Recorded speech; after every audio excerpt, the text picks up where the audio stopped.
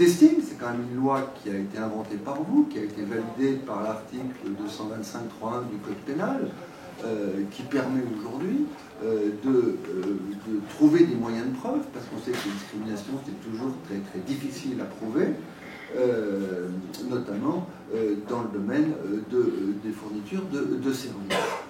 Je me rappelle du dossier L'Oréal, où on refusait d'embaucher des présentatrices parce qu'elles n'étaient pas gauloises, et qui a coûté des milliards d'euros à L'Oréal sur le terrain boursier, mais je ne suis pas l'avocat de L'Oréal, donc je m'en fous.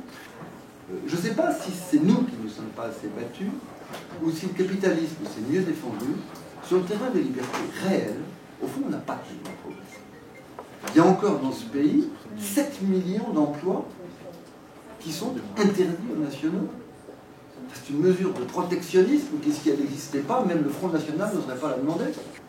Les avocats, qui ne sont même pas d'ailleurs une profession de fonctionnaire, une profession libérale, interdit à peu près à la totalité des étrangers non communautaires de devenir avocats. Tout ça n'est évidemment pas satisfaisant, et je crois que c'est un combat qu'il faudra continuer.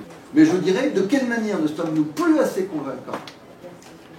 Et pourquoi le front de la mobilisation baisse? Ça, c'est une question que je me pose. La seconde, c'est de me dire que peut-être aussi qu'il faut qu'on bouge un tout petit peu. Je crois que... Je vous raconte une histoire.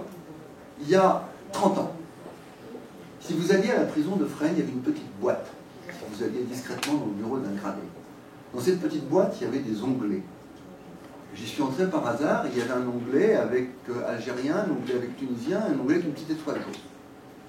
Et le chef surveillant m'a vu. Il m'a dit, écoutez, si vous voulez me balancer, vous le faites, sachez-le, mais vous serez responsable du fait que je mettrai un juif dans une cellule d'arabe, un arabe dans une cellule de tunisien, et qu'ils seront bouffés en morceaux. Et j'avoue qu'à l'époque, c'était il y a 30 ans, ils m'ont convaincu.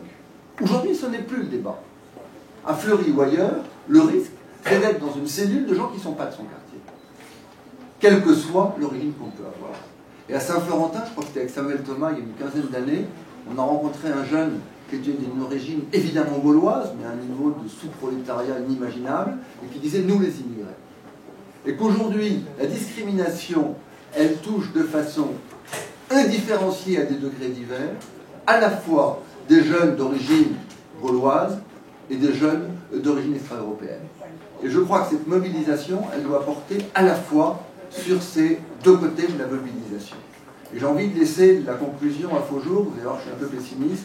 Il y a un dessin de Faujour qui dit « Les jeunes d'aujourd'hui ne veulent plus changer le monde », et il y a des deux jeunes qui disent « c'est pas assez pénible ».